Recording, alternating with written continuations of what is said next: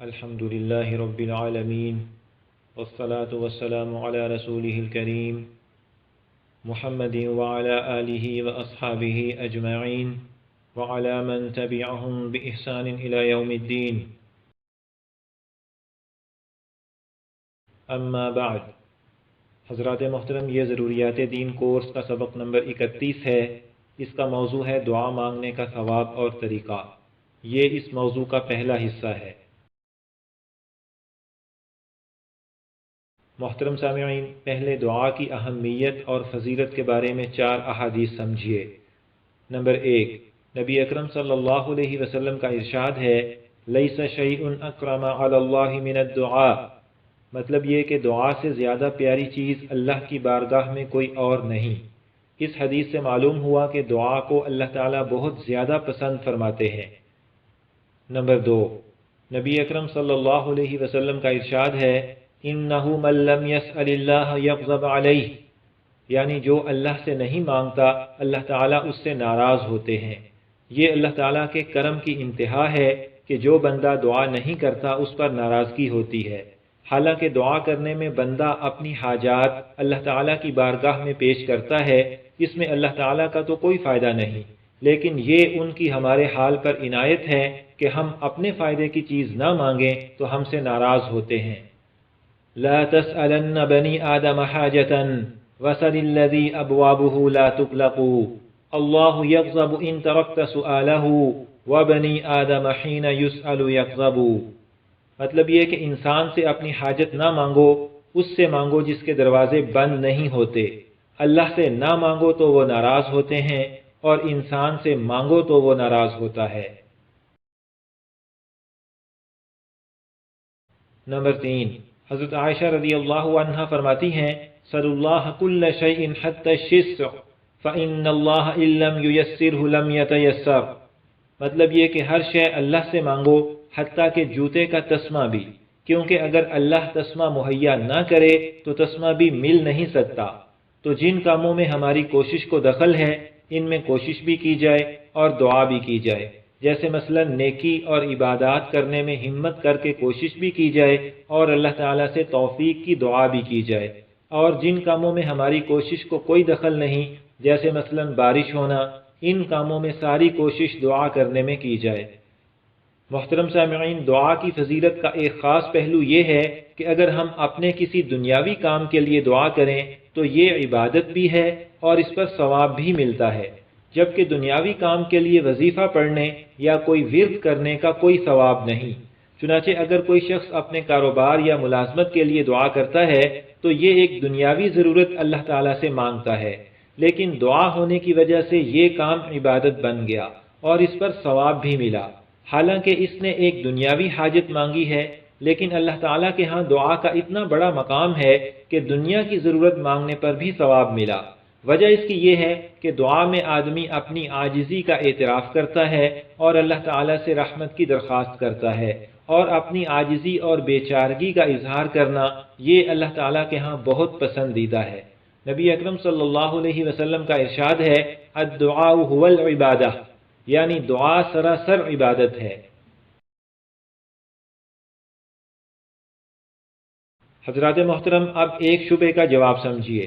دعا میں ہم اللہ تعالیٰ سے اپنی پسند کی چیز مانگتے ہیں، جبکہ دوسری طرف یہ بھی حکم ہے کہ اللہ تعالیٰ کی تقدیر اور فیصلے پر راضی رہو۔ اگر وہ چیز نہ بھی ملے تو خوش رہو۔ تو ان دونوں چیزوں کو جمع کیسے کرے؟ اپنی پسند کی چیز مانگے بھی اور نہ ملنے پر خوش بھی رہے؟ اس کا جواب یہ ہے کہ اللہ تعالیٰ نے ہمیں حکم دیا ہے کہ جو چیز ہمیں اپنے فائدے کی معلوم ہو اور وہ جائز بھی ہو تو اس کی دعا مانگیں، اور اللہ تعالیٰ کی بارگاہ میں اپنا عاجز اور محتاج ہونا ظاہر کریں۔ لیکن ہمارا علم چونکہ محدود ہے، بعض اوقات ہم ایسی چیز مانگ لیتے ہیں جو اللہ تعالیٰ کے علم کے مطابق ہمارے لیے نقصان دہ ہوتی ہے، لہذا وہ نہیں ملتی۔ تو دعا مانگتے وقت تو شوق اور رغبت کے ساتھ مانگیں، اور پھر جو بھی نتیجہ نکلے اسے اللہ تعالیٰ کی طرف سے سمجھ کر اس پر راضی رہیں۔ تو دو مختلف حالتوں کے اعتبار سے دونوں چیزیں جمع ہو جائیں گی، دعا بھی اور رضا بالقضا بھی۔ دعا کرتے وقت یہ نہ کہیں کہ اگر بہتر ہو تو دے دیں، یہ بات دعا کے آداب کے خلاف ہے۔ تاہم نتیجہ جو بھی ہو اس پر دل و جان سے راضی رہیں۔ محترم سامعین، دعا کی شرائط اور آداب جب پائے جاتے ہیں تو ہر دعا ضرور قبول ہوتی ہے، لیکن دعا کے قبول ہونے کی 3 صورتیں ہیں۔ نبی اکرم صلی اللہ علیہ وسلم کا ارشاد ہے، جو مسلمان بھی ایسی دعا کرتا ہے جس میں گناہ اور قطع رحمی نہ ہو تو اللہ تعالیٰ اسے 3 میں سے ایک چیز ضرور عطا فرماتے ہیں، یا تو دنیا میں وہی چیز مل جاتی ہے، اور یا آخرت میں وہ دعا ذخیرہ کر دی جاتی ہے، اور یا اس کے بدلے کوئی بلا ٹال دی جاتی ہے۔ دنیا کی چیزیں ہم جو بھی اللہ تعالیٰ سے مانگتے ہیں، ضروری نہیں کہ وہی چیز مل جائے۔ اگر ہمارے لیے اس کا بہتر ہونا اللہ تعالیٰ کے علم میں ہوگا تو ملے گی، ورنہ نہیں۔ خلاصہ یہ ہوا کہ دنیا کی جو چیز ہم دعا میں مانگتے ہیں یا تو وہی مل جاتی ہے یا اس سے بہتر ملتی ہے، لیکن شرط یہ ہے کہ دعا کے آداب کی پوری رعایت ہو۔ اور کبھی ایسے بھی ہوتا ہے کہ دعا میں وہی چیز مل تو جاتی ہے لیکن ایک خاص مدت کے بعد، جیسے حضرت موسیٰ اور حضرت ہارون علیہ السلام نے فرعون کی قوم کی ہلاکت کی دعا مانگی تھی۔ اللہ تعالیٰ نے فرمایا قد اجیبت دعوتکما، کہ تمہاری دعا قبول ہو چکی ہے۔ دیکھیے یہاں 2 پیغمبروں نے دعا کی ہے، اللہ تعالیٰ نے ہلاکت کی دعا قبول ہونے کی خبر بھی دے دی ہے، لیکن مفسرین فرماتے ہیں کہ 40 سال بعد عذاب آیا تھا۔ حضرات محترم، احادیث مبارکہ میں دعا کے بہت سے آداب بیان ہوئے ہیں۔ امام جزری رحمہ اللہ نے مختلف احادیث کی روشنی میں دعا کے 43 آداب ذکر فرمائے ہیں۔ یہاں یہ 43 آداب مختصر طور پر ذکر کیے جاتے ہیں۔ ان آداب کی 4 قسمیں ہیں۔ نمبر 1، کچھ دعا کے ارکان ہیں، یعنی جن آداب کے بغیر دعا ہی نہیں۔ نمبر 2، کچھ آداب دعا کی شرائط ہیں، یعنی جن کے بغیر دعا قبول نہیں ہو سکتی۔ نمبر 3، کچھ مکروہات ہیں جن سے خطرہ ہے کہ دعا قبول نہ ہو۔ نمبر 4، کچھ آداب مستحب ہیں۔ نمبر 1، دعا کے ارکان 3 ہیں۔ نمبر 1، اخلاص کے ساتھ دعا کرے۔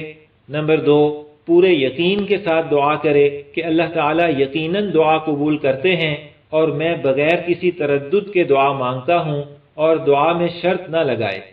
مثلا یوں نہ کہے اے اللہ اگر تو چاہے تو میرا قرض ادا کر دے، بلکہ یوں کہے اے اللہ میرا قرض ادا کر دے۔ نمبر 3، پوری توجہ اور محنت کے ساتھ دعا مانگے اور اللہ تعالیٰ سے اچھی امید رکھے۔ یہ 3 چیزیں نہ ہوں تو دعا ہی نہیں۔ نمبر 2، دعا کی شرائط 5 ہیں۔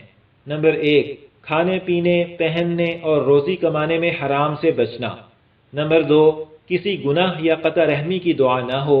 نمبر 3، جو چیز ہمیشہ سے طے ہو چکی ہو اس کے خلاف دعا نہ مانگے۔ مثلا یوں نہ کہے اے اللہ مجھے مرد سے عورت بنا دے یا عورت سے مرد بنا دے۔ نمبر 4، کسی ناممکن چیز کی دعا نہ مانگے۔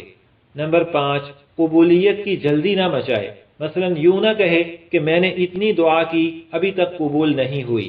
ان 5 چیزوں کے بغیر دعا قبول نہیں ہو سکتی۔ نمبر 3، دعا کے مکروہات 5 ہیں۔ نمبر 1، دعا مانگتے وقت آسمان کی طرف نگاہ اٹھانا۔ نمبر 2، دعا میں تکلف کے ساتھ ملتے جلتے الفاظ لانا۔ نمبر 3، دعا میں تکلف کے ساتھ خوش الہانی اور سر کے ساتھ دعا کرنا۔ نمبر 4، کسی دعا پر اصرار کرنا۔ مثلا یوں نہ کہے کہ میری یہ دعا تو تجھے قبول کرنی ہی ہوگی، یوں کہے اے اللہ یہ دعا قبول فرما لے۔ نمبر 5، اللہ تعالیٰ کی رحمت میں تنگی کرنا۔ مثلا یوں نہ کہے اے اللہ مجھے معاف کر دے اور کسی کو نہ کرنا۔ ان 5 چیزوں سے خطرہ ہے کہ دعا قبول نہ ہو۔ نمبر 4، دعا کے مستحبات 30 ہیں۔ نمبر 1، دعا سے پہلے کوئی نیک کام کرنا، مثلا صدقہ کرنا یا نماز پڑھنا، اور مصیبت کے وقت کی دعا میں خاص طور پر اپنے نیک اعمال کا واسطہ دینا۔ نمبر 2، نجاست اور میل کچیل سے پاک صاف ہونا۔ نمبر 3، وضو کرنا۔ نمبر 4، قبلہ کی طرف رخ کرنا۔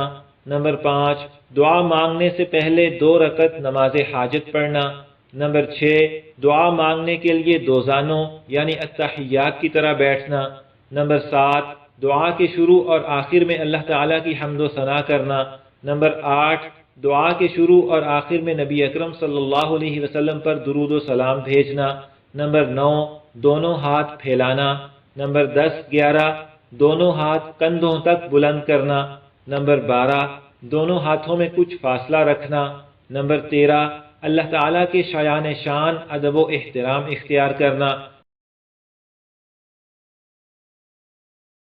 نمبر 14 دعا مانگنے میں عاجزی اور انکساری اختیار کرنا۔ نمبر 15 گڑ گڑانا یعنی رونا۔ نمبر 16 اللہ تعالیٰ کے اسماء حسنی اور صفات کا واسطہ دینا۔ نمبر 17 انبیاء کرام صلوات اللہ علیہم کے وسیلے سے دعا کرنا، یعنی یوں کہنا کہ اے اللہ ان کے طفیل میری دعا قبول فرما۔ نمبر 18 نیک بندوں کے وسیلے سے دعا مانگنا۔ نمبر 19 آہستہ آواز میں دعا مانگنا۔ نمبر 20 اپنے گناہوں کا اقرار کرنا۔ نمبر 21 نبی اکرم صلی اللہ علیہ وسلم سے جو دعائیں ثابت ہیں وہ دعائیں مانگنا۔ نمبر 22 ایسے الفاظ میں دعا کرنا جن میں سب ضرورتیں اور حاجتیں آ جائیں، جیسے مثلا یوں کہنا کہ اے اللہ میری دنیا اور آخرت کی سب حاجتیں پوری فرما۔ نمبر 23 پہلے اپنے لیے، پھر اپنے والدین کے لیے اور پھر دوسرے مسلمانوں کے لیے دعا کرنا۔ نمبر 24 اگر امام ہو تو صرف اپنے لیے دعا نہ کرے بلکہ اپنے ساتھ سب مقتدیوں کے لیے بھی دعا کرے۔ نمبر 25 انتہائی شوق سے دعا مانگے۔ نمبر 26 ایک مقصد کے لیے بار بار دعا مانگے۔ نمبر 27 ایک دعا کو کم از کم 3 بار مانگے۔ نمبر 28 اپنی تمام حاجتیں چھوٹی بڑی سب اللہ تعالیٰ سے مانگے۔ نمبر 29 دعا مانگنے اور سننے والا دونوں آمین کہیں۔ نمبر 30 دعا سے فارغ ہو کر اپنے دونوں ہاتھ منہ پر پھیر لے۔ ان 30 آداب کی رعایت سے دعا کے قبول ہونے کی زیادہ امید ہے۔ محترم سامعین، ہمیں ان آداب کی پوری رعایت کر کے دعا مانگنی چاہیے، پھر دیکھیں کیسی برکتیں حاصل ہوتی ہیں۔ یہاں پر ضروریات دین کورس کا سبق نمبر 31 مکمل ہوا۔ انشاءاللہ تعالی سبق نمبر 32 اس موضوع کا دوسرا حصہ ہوگا۔ اللہ تعالی ہم سب کو صحیح طرح دعا مانگنے کی توفیق دیں، آمین۔